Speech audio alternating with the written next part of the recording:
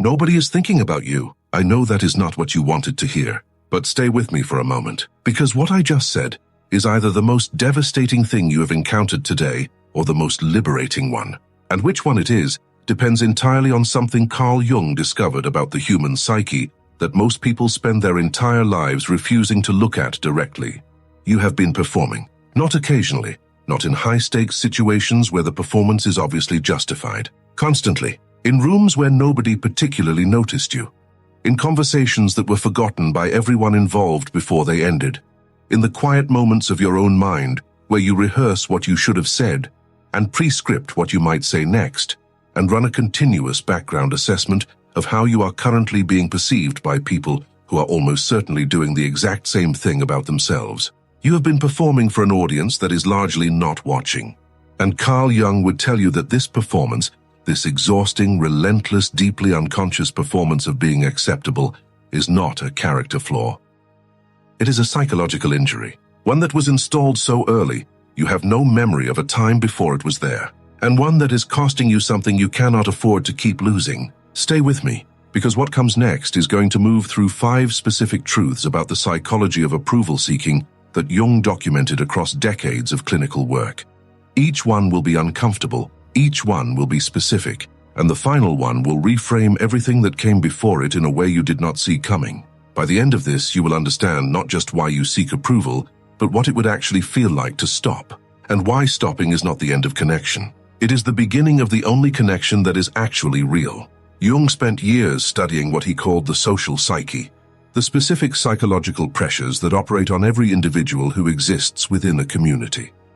The invisible forces that shape behavior, not through overt coercion, but through the far more powerful mechanism of anticipated judgment.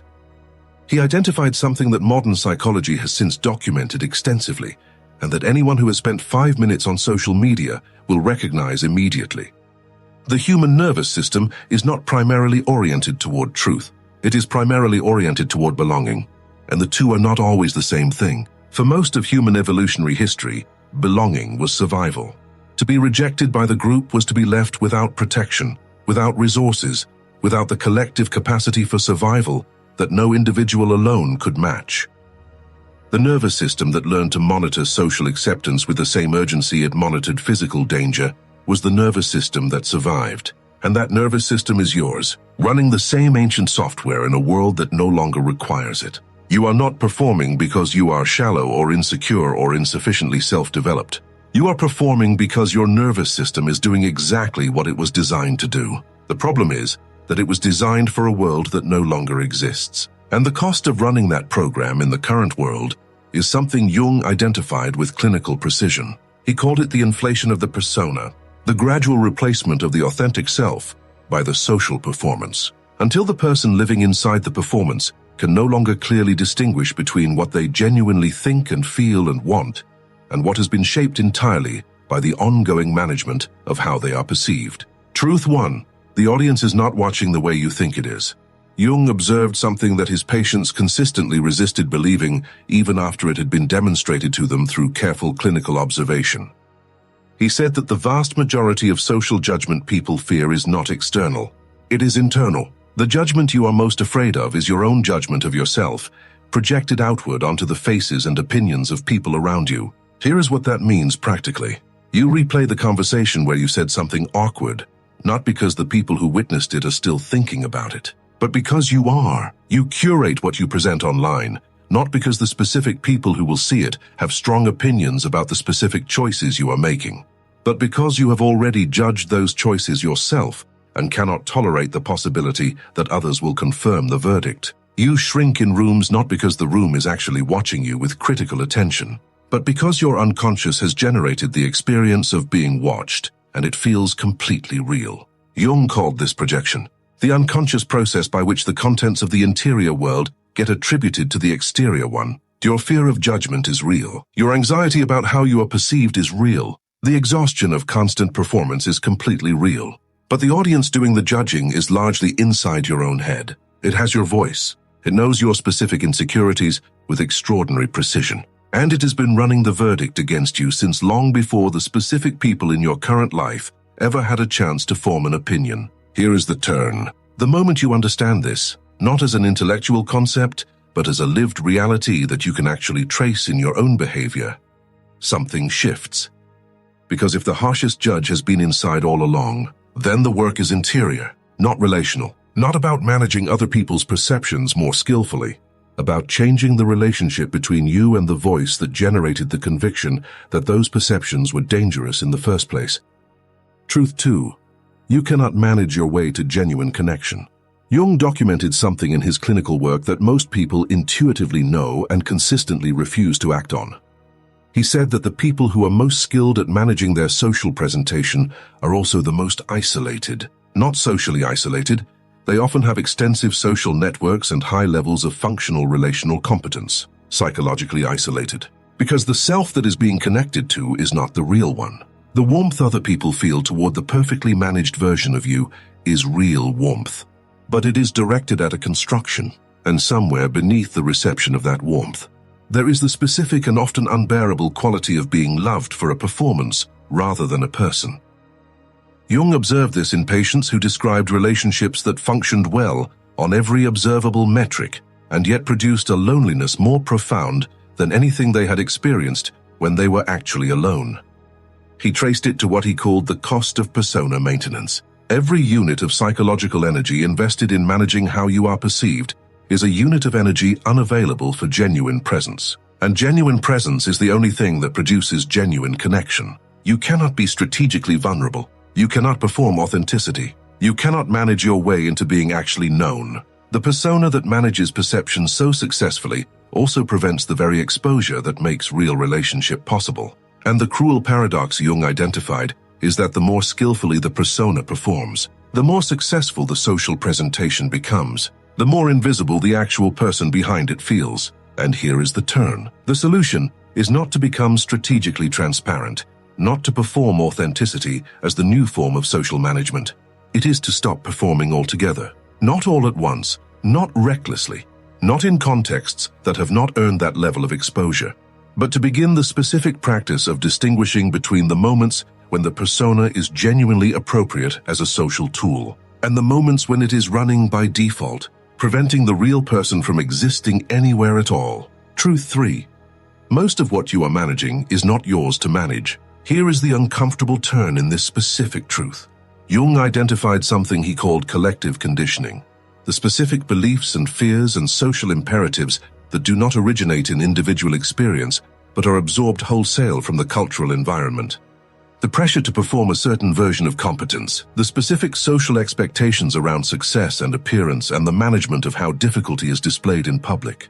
The particular set of judgments that your specific cultural environment applies to people who appear needy or uncertain or insufficiently in control of their presentation. None of this originated in you. You absorbed it from the environments you grew up in, from the specific cultural programming of the communities you belong to, from the accumulated social software that every person inherits simply by existing within a human group. And here is what Jung found most significant about this. Most people spend enormous psychological energy managing external judgment for violations of social standards they did not choose and have never fully examined. They perform competence they do not actually feel in order to avoid judgment from standards they did not set and would not necessarily endorse if they thought about them carefully. They curate their lives around the avoidance of verdicts they have never once explicitly agreed matter. Jung said that genuine psychological maturity involves asking a question most people never ask. Do I actually believe this standard matters? Not do other people believe it?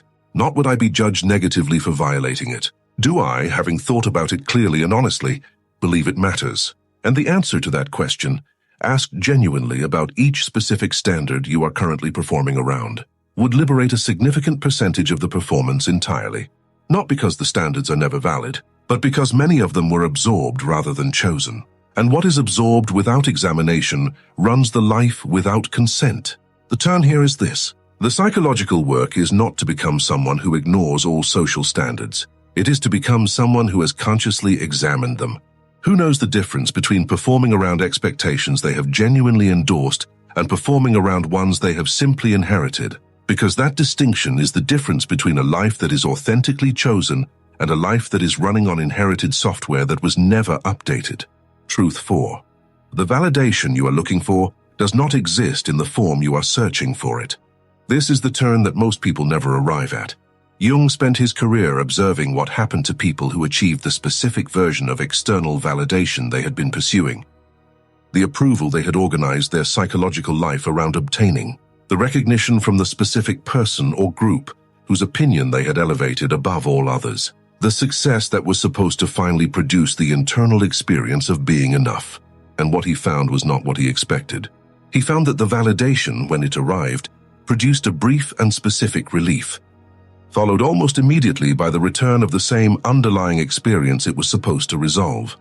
Not because the validation was not genuine, but because the hunger it was responding to was not actually a hunger for external validation. It was a hunger for something that external validation structurally cannot provide. Jung called it the experience of self-regard, not self-esteem in the conventional motivational sense of the word. Something more specific, the interior experience of being genuinely known to yourself, of having a clear and honest and non-defensive relationship with who you actually are, of not needing the external endorsement, because the internal relationship is secure enough to stand without it. This is the thing you are actually looking for when you seek approval. And this is why approval, however much you receive, never fully provides it. Because you are asking an external source to supply something that has an internal address. No amount of other people's validation will produce self-regard in someone who has not done the interior work of genuinely encountering themselves. And here is the devastating corollary. Some people spend their entire lives receiving impressive amounts of external validation and carrying privately the specific and unbearable sense that it is all somehow beside the point. That none of it is landing where it needs to land, because the place it needs to land is not out there. It is in here, and in here is exactly where the performance prevents access. Truth 5. The most powerful thing you will ever do is become unnecessary to the audience. This is the twist that changes everything that came before it. Jung documented what happened to the people who genuinely moved through the process of individuation. The people who did the interior work, who integrated the shadow, who stopped performing the persona as their entire identity, who developed what he called psychological sovereignty, the capacity to exist within social environments without being controlled by them, to engage with other people fully and genuinely without organizing the engagement around their approval, to present themselves honestly without monitoring the reception of that honesty with the specific anxiety of someone whose sense of self depends on it. He expected these people to become less socially effective, less likable, less connected, more isolated by their reduced investment in managing how they were perceived. What he found was the opposite. The people who stopped performing for the audience became, paradoxically, more compelling to it.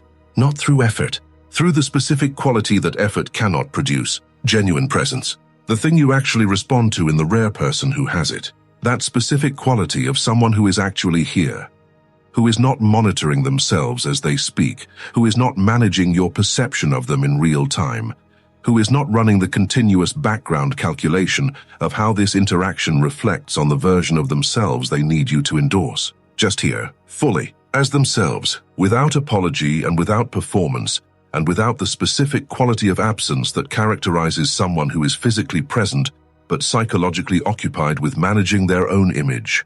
Jung said that this quality, genuine presence, is the most magnetic thing a human being can possess in social interaction. And it is available only to the people who have genuinely stopped needing the audience's approval, not as a strategy to gain their approval through the performance of not caring, actually stop needing it, through the specific interior work of developing the self-regard that approval was always being asked to substitute for. So here is what this actually means for the life you are living right now. Not the philosophical version, the practical one, the performance you are running, the one that has been running so long you barely notice it anymore, is costing you more than you have fully calculated. It is costing you the energy that could be available for actual creation, actual thought, actual engagement with the things that matter to you, rather than with the management of how you appear to be engaging with them. It is costing you the specific quality of relationship that is only available to people who show up as themselves, rather than as the version of themselves designed to generate maximum social endorsement. It is costing you the interior experience of genuine self-regard, the one thing that would actually address what the approval seeking is trying to address, through a mechanism that approval structurally cannot provide, and it is costing you time. the irreplaceable time of a life being lived inside a performance, rather than inside an actual experience of being alive. Jung said the path through this is not dramatic. It does not require a public declaration or a radical reinvention or the dismantling of your social life. It requires one specific interior reorientation, the decision to shift the source of your self-assessment from external to internal. Not all at once, not perfectly, not without the anxiety that arrives when you begin withdrawing the performance before the internal foundation is fully in place. But genuinely, one moment at a time. The moment you say what you actually think instead of the carefully managed version. The moment you let the silence exist instead of filling it with performance. The moment you stop sending the second message designed to clarify how you want the first one to land. The moment you allow someone to misunderstand you without immediately launching the correction. Each of these moments is a small withdrawal from the performance, and each of them is also a small deposit into the interior foundation that makes the performance unnecessary. Jung called the fully realized version of this psychological sovereignty, the state of a person whose experience of themselves does not depend on the social environment's verdict about them, who can receive approval with genuine gratitude when it arrives, and continue without it when it does not, who has built an interior life solid enough that the absence of external validation does not feel like the collapse of self, who has, finally and genuinely, stopped performing for an audience that was never watching the way they feared, and in stopping, become someone entirely worth watching. The most liberating truth you will encounter about approval is this: the freedom from needing it does not come from learning that nobody cares. It comes from developing enough genuine self-regard that the question of whether they care stops organizing your psychology. You do not become untouchable by deciding other people's opinions do not matter. You become untouchable by building an interior life substantial enough that their opinions stop having access to the thing they used to be able to reach. The audience was never the problem. The absence of a stable interior ground was. Build the ground. One honest moment at a time, one performance withdrawn in favor of genuine presence at a time, one degree of self-regard developed independently of what the room is offering at a time. And the freedom you have been hoping external indifference would provide becomes available from the only source that was ever going to provide it, from the inside out, where Jung pointed his entire career, and where everything you have been looking for outside yourself has been waiting for you to finally stop looking anywhere else. If something in this landed somewhere specific, somewhere that felt less like new information and more like being caught in the middle of something you already knew, that specific landing matters. Tell me in the comments which of the 5 truths hit hardest. Not the one that sounded most impressive, the one that landed somewhere real. And subscribe, because what comes next goes deeper into the specific interior work that makes everything described in this video actually possible rather than just intellectually understood.